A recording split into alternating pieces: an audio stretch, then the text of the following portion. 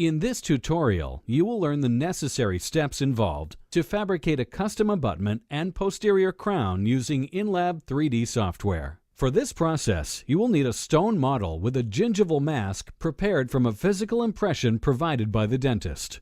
You will also need a titanium base kit and meso-zirconium oxide block manufactured by Sirona to create all necessary components of this restoration. Note that your titanium base kit is specific to the implant system being used by the dentist. Kits contain the titanium base, mounting screw, and scan body needed for scanning this case into in-lab 3D. Meso blocks are sold separately and specifically designed to optimize the milling and seating process of custom abutments with your in-lab MCXL system. Each block ensures accuracy by providing a precise, pre-drilled hole in the center of each block that will fit securely around each of our titanium base kits. The user need only ensure the proper size block and shade for the required meso block. Sirona offers implant kits that correspond with most implant systems from Nobel Biocare, Straumann, Biomet 3i, Astra, and Freodent. For a complete listing of implant systems, please visit www.sirona.com or ask your Patterson representative for more information. Start by opening your in-lab 3D software and click the New button to start a new case. Enter new patient information in the dialog box and click OK to continue. You will now see the setup screen for your new case. Select your tooth to be restored from the odontogram. Also select Implant from the Restoration section, Bite Gingival Material Scan from the Bite Registration Technique menu, and Biogeneric in the Design Technique menu. Also note the Implant Selection drop-down menu. Select your tie-base kit type from this menu. Click OK to continue. Before we begin acquiring images for this case, we must first ensure that our model is ready for scanning. With your gingival mask removed, place the titanium base into your model and place the scan body from the kit so that it rests firmly on the base. It is important that you ensure proper fit of the scan cap onto the base. You will notice a notch in both the scan cap and the titanium base that will help you ensure proper placement. With the model prepared for scanning, place it in the model holder of your INEOS Blue Scanner. Now let's return to our in-lab 3D software. You are now in the Image Acquisition screen. Click Preparation to indicate that this will be the first scanned images for this case. It is now necessary to select your acquisition technique from your choice of the options. We will select the free scan option for this case. This selection will activate the INEOS Blue camera. Scan your model moving from the distal neighbor of your tooth to be restored to its mesial neighbor. With the preparation scan complete, we will now scan our gingival mask. Remove your scan cap and tie base prior to placing your gingival mask over the preparation.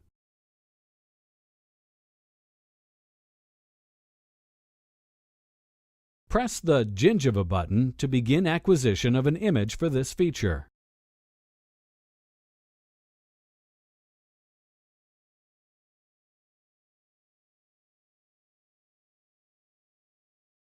With this image captured, place your bite registration on the model and click the Antagonist button to begin image acquisition.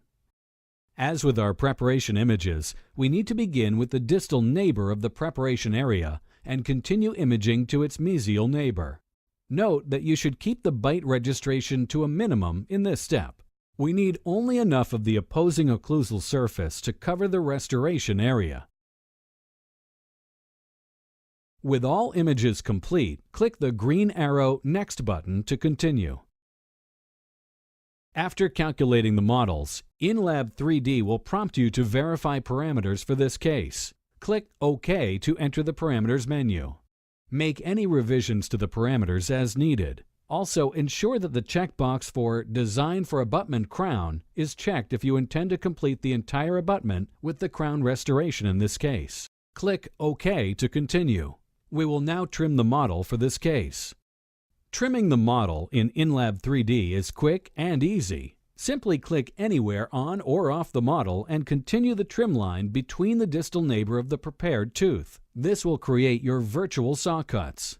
Single left-click to save your progress across the model and double-click to finalize the trim on the opposite side of the model. Repeat this step between the mesial neighbor and preparation tooth to finalize your virtual saw cuts. Click Next to continue.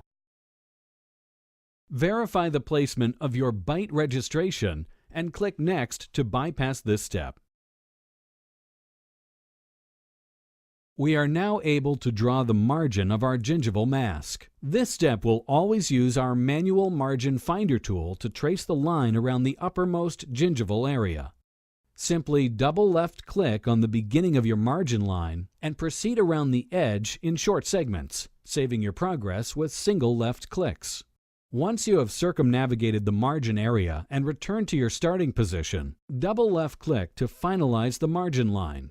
Click Next to continue. It is now necessary to adjust your insertion axis. We must first verify that our model is oriented correctly on the screen with our distal label in the 9 o'clock position and the mesial label at the 3 o'clock position. Now adjust the model so the central fissure is parallel with the bottom of your computer screen. Also, ensure that you maintain even positioning between the mesial and distal neighbors of the prepared tooth. Once you are satisfied with the insertion axis, click Next to continue. Select the type of anatomy to fit this case from the selection menu. Choosing Individual will allow biogeneric technology to analyze surrounding teeth to calculate the best restoration for this case. Clicking Next will create the restoration for this case. The intuitive in-lab 3D software and biogeneric occlusion design the restoration based on the anatomy and contours of the adjacent teeth. Verify the accuracy of the proposed restoration by rolling the model. This is done by pressing and holding the left mouse button while moving the mouse across the screen. You may also turn on and off features such as the gingival mask and the antagonist. The red circle on the occlusal table of the crown designates the predetermined hole for the abutment screw. With the model and restoration verified, we will now use the Reduce toolbar to create the abutment and final crown for this case. Click the green Next arrow to access the Reduced toolbar.